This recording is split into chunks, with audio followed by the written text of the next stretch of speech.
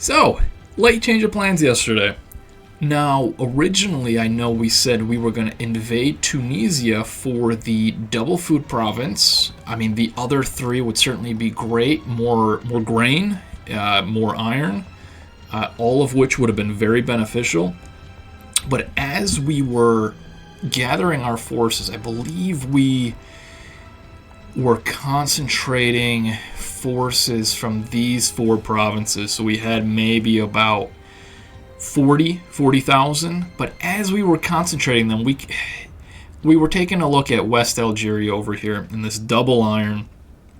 It just seemed way too tempting. We decided to abort that initial operation. We concentrated troops. We pulled additional forces from I can never say these. Gardea.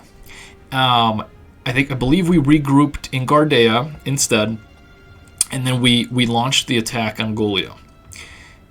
We successfully defeat, I think, a single stack, 10,000. I think we lost maybe around 3,000, which is usually how much damage 10k would do in a single tick.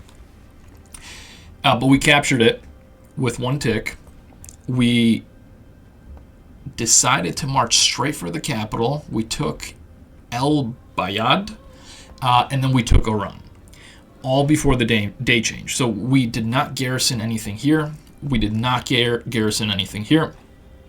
And then you can see our remaining force of 40,000. I think we started off maybe a little bit over 50, is holding on the fort in Oran. So we captured it. We pillaged the resources. How much did we get?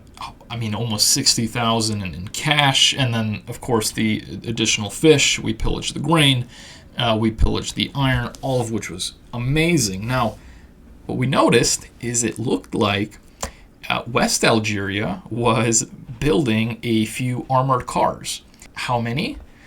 Well, we found one, and we found two after we took Oran.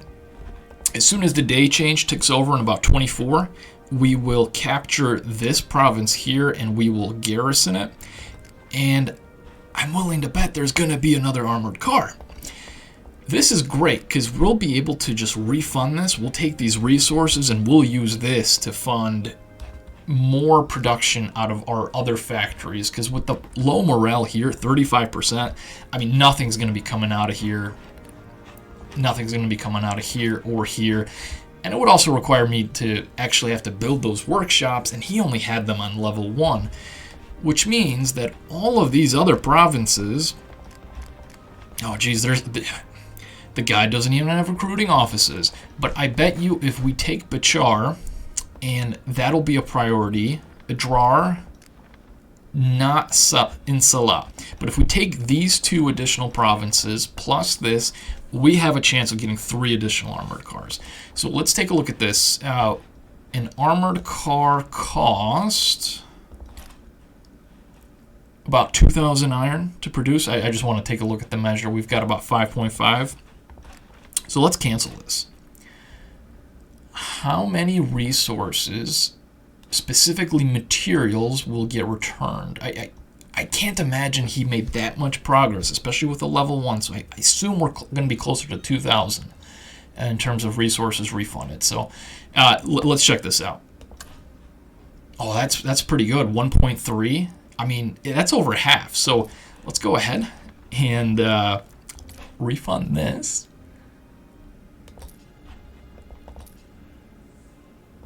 $6.8. Nice. There could be some rounding in there, but that one was even better, 1.4. So that's great. We got a couple extra 1,000 iron. Huge. That will be well spent. We've got about 8.2 and 13,000. I would love to build a harbor over in Algiers, continue to boost production, get the fish from the double resource, and then transition over to cavalry.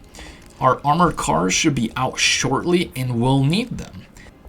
As you can see, our forces are making a beeline forced march over to Spain. Why might we be doing this? Well, our forces managed to, in their line of sight as part of the march to Oran, we saw about 9 stacks of Spanish infantry marching over to Fez. Looking at the descriptions, I thought that if it's out of the line of sight, they might call it armies, but I saw about 9 stacks at least, which to me means that he was sending out 10 stack forces, infantry groups, to invade Morocco, and he obviously succeeded. I mean, good for him. Got the morale boost. As you can see, he's got 80% production. But that means he left his entire country unguarded. Now, he's in a bad position, Spain. You're essentially an island. You really can't expand. I mean, yes, you can take Portugal. Maybe you can start going for Italy. I mean, once you have ships, it opens up a lot more possibilities. But in order for him not to get behind, he's got to capture something. And Morocco makes the most sense. And from his perspective, he's got double wood, double steel, additional energy, additional food. That's exactly what he needs.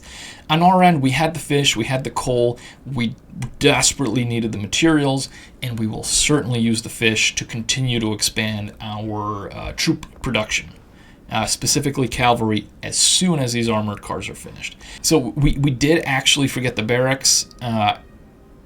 It's building now. In this situation, I'll probably skip level 2 just so I could get the additional resources from the harbor, because that should unlock here at day change. Yeah, here we go. Harbor available at level 2, and this will give us an additional 25% production, which will be huge, especially after our 80% morale boost. After day change, we should get an additional 10%, so we would be sitting here at 90, which means we are going to be just raking in fish, coal, and a lot of these other provinces as well. Now, let's talk about how powerful double resource provinces are, be they fish, materials, or coal. If you look at this down here, you can see the daily production, but I guess I can't move over there, so I'm just going to leave my mouse here. You can see the daily consumption and the daily production. You have the cap in terms of what it will produce at 100%, so we still have about 1,000 per day of additional fish we can get with that last 20% morale, which is huge. But if you look at the daily consumption, it will equal 2,400. It's essentially 800 of each resource category, so energy, material, and food. And then the rest is really dependent on your slider, right? Are you going full iron or wood, or are you trying to use up fish since that's less valuable than the grain? That's all here, which means if I hover over, let's say, a province that isn't a double resource province, you can see right there, 2645. That's a surplus of maybe 200 if you look at all the resources together. That's why at the start of the game, you're about 2,400. That's a net negative. Not by a lot, maybe about 7 resources a day, but that's a net negative. Really, all your production is coming from the double resource provinces. And so if you look at the maximum here, you can get 24, so about 750 in surplus over the 2,400. That's not that much, but if you look at the double, I'm looking at the 63, you take off the 24, you've almost got 4K. So if you compare 4K to about 750, you're looking at least a factor of five or more. That's huge. That's where most of your production is coming from. One additional quick tip, as we were launching our invasion of Iran, you are actually able to skip a short distance before the, let's call it, province capital, province main city location that the province is based on. You can actually skip about 25 to 20 minutes worth of travel time on infantry.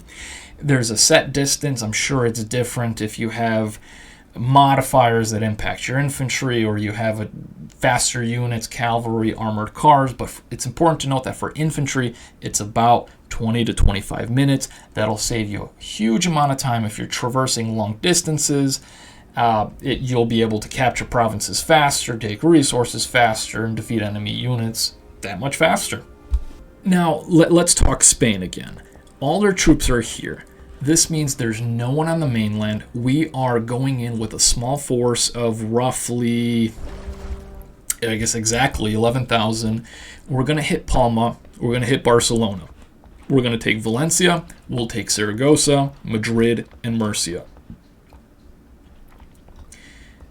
The big keys here will be the capital, Badajoz. I don't speak Spanish, so I can't pronounce the city name. These will be the three key provinces. We want the double wood, the double materials, the grain. It's going to be a huge boost to our economy. It's going to set Spain back pretty far. Now, he's still going to have 100,000 troops, or 90 to 100, in Morocco. He really can't reach us in terms of a counterattack without continuing to hit Morocco. That buys us a little bit of time. We'll kind of keep an eye on him. But we will have to set up a defensive force. We will be pulling the armored cars to help assist. We can maybe scrap together a force of about 50,000. It might not stop a direct onslaught, but his troops have been at sea for a little while now. He's going to spend the day tick in either hostile territory or 25%, so his morale is going to go down. Ours will as well, but we should be able to recover much quicker. We may station our troops in a different province to continue to boost that morale. We're pulling additional troops over here from the border on the south. These guys have been pretty stagnant. I haven't seen much in terms of activity, Tripoli especially. We will continue to leave a force here just to act as a deterrent, but we're regrouping forces here. Once Algeria turns into an AI, I'm sure they'll be counterattacking.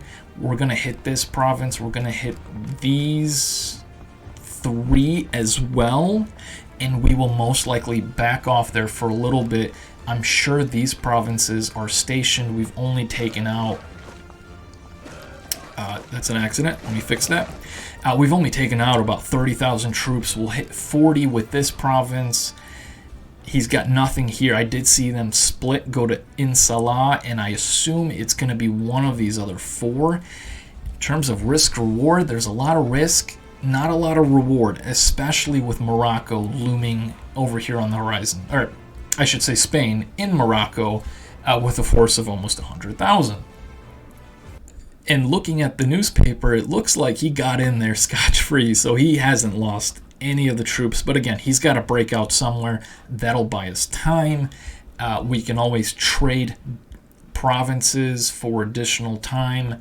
It's going to take him a while to get closer to us, and then we'll be able to regroup with a larger force. He's not going to be able to continue to regroup his forces, or I should say replenish his forces, while we'll be in Madrid. Now, he can choose to retreat and go back to Madrid, but that would only be after we've essentially pillaged his country.